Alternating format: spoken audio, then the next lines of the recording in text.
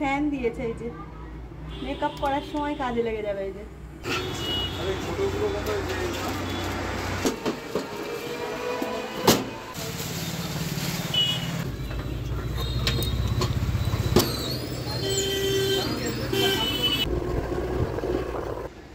আগুন দেখা যাচ্ছে না। ওদিকে রান্নাটা কমপ্লিট হয়ে গেছে, চলো দেখাই। Hello everyone, good morning. আশা করছি তোমরা সবাই খুব ভালো আছো, আমরাও খুব ভালোই আছি। সকাল সকাল একটা ভালো খবর তোমাদের দেব, আর সেই কারণেই কিন্তু দোকানে চলে আসা। ভালো খবর বলতে একটা জিনিস নতুন নেব, আজ সেই জন্যই কিন্তু চলে আসা বাজারে। তো এখন থেকে এখান থেকেই ব্লগটা আমি শুরু করলাম, দেখতে থাকো। আশা করছি আজকের ব্লগটাও তোমাদের খুব ভালো লাগবে। বেশ অনেক দিন হলো জানো তো, রান্নাঘরে একটাই গ্যাস রয়েছে আমার, আর বাইরে তো উনুন একটা ছাদে আছে তোমরা দেখেছো। কিন্তু আমার রিসেন্ট কিছুদিন হলো কোমরে প্রচুর ব্যথা, সেই জন্য রান্না বান্না কাজ সমস্ত করতে বেশ কষ্টই হচ্ছে। নিয়মিত আমার ব্লগগুলো তোমরা যারা যারা দেখো তারা তো জানোই, আমার রান্নাঘরে করা রয়েছে একটা ছোট্ট মডিউলার কিচেন। আর সেখানে এমনই ব্যবস্থা করা রয়েছে, যদি মনে করি এক আধ দিন গ্যাসের ওভেনটা একটু নিচে নামিয়ে নেব সুবিধা অসুবিধেই রান্না করার জন্য, কিন্তু শেষমেশ সেটি আর সম্ভব হয়ে ওঠে না। গ্যাসের পাইপটি পেছন দিক দিয়ে ঢোকানোর ব্যবস্থা তো, আর নিচের দিকে সিলিন্ডারটা, তাই প্রচুর অসুবিধে হয়ে যায়। আজ সকালবেলায় তোমাদের দাদা সেটি দেখে বলল চলো একটা ওভেন কিনে আনি। বাইরের দিকে যে ওভেনগুলো তোমরা দেখতে পাচ্ছ, 3টি করে উনুন করা আছে।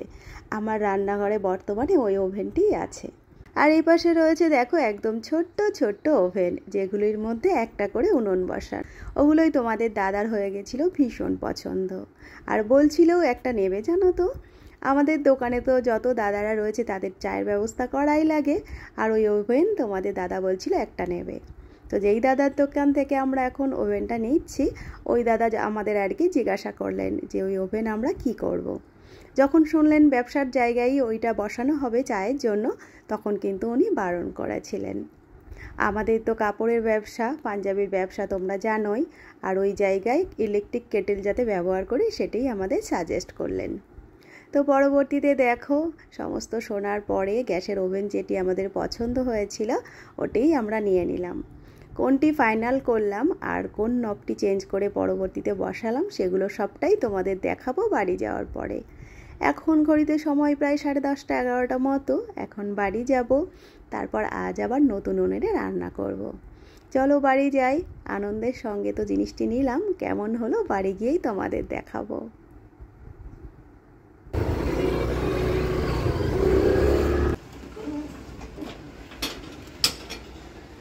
আগুন দেখা যাচ্ছে না।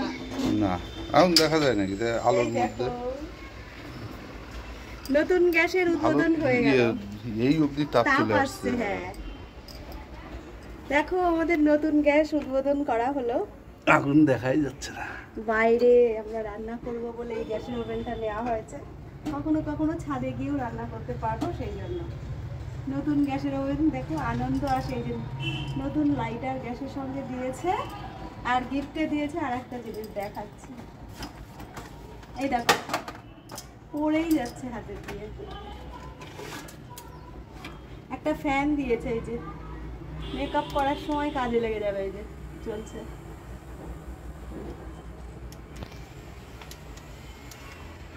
এই যে চলো আজকে এখানেই রান্না বান্না করব।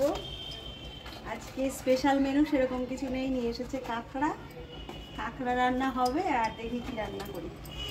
সব এখানে গোছগাছ করে নিই, চলো।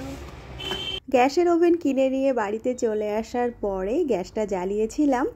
এই যে নতুন বার্নার তো, যার জন্যে আগুনটা দেখা যাচ্ছিল না, তাই তোমাদের সেভাবে আর দেখাতে পারলাম না। আর এই দেখো সামনের থেকে ওভেনটা দেখিয়ে দিলাম। এই যে ওদের যে নবগুলো ছিল সেগুলো চেঞ্জ করে এগুলো লাগিয়েছি, আর সামনে থেকে দেখতে এমন লাগছে। আমার জানো তো কোনো নতুন জিনিস হলে খুব আনন্দ হয়, আর বিশেষ করে ঘরের জিনিস, এটা হয়েছে ভীষণ ভালো লাগছে। এই যে বাইরে খোলামেলা জায়গায় বসে রান্না করব বলে নেওয়া, যে সেট করা হয়েছে।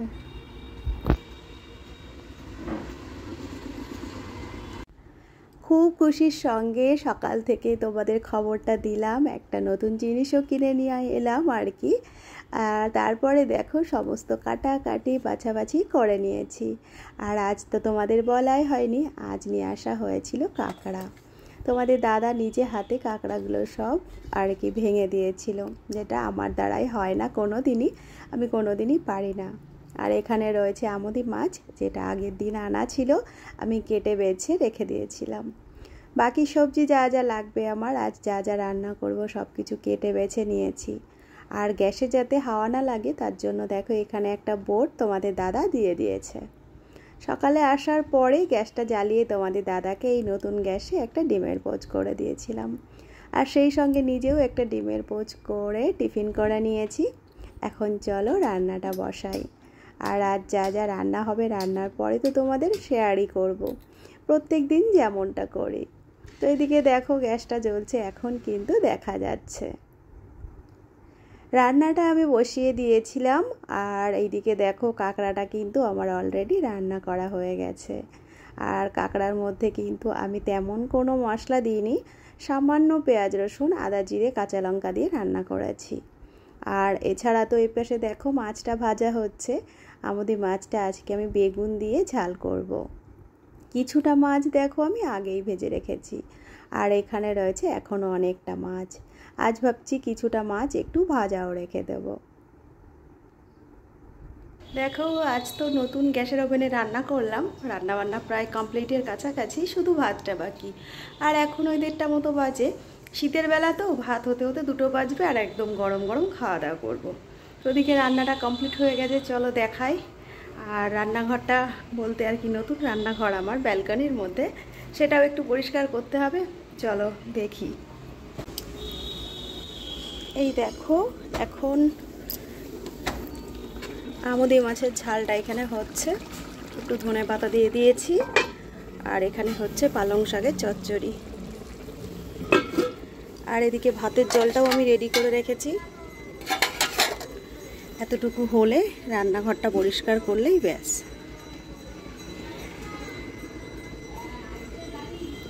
মাছটা দেখো অনেকটাই হয়ে এসেছে, আর একটু শুকোলেই নামিয়ে দেব।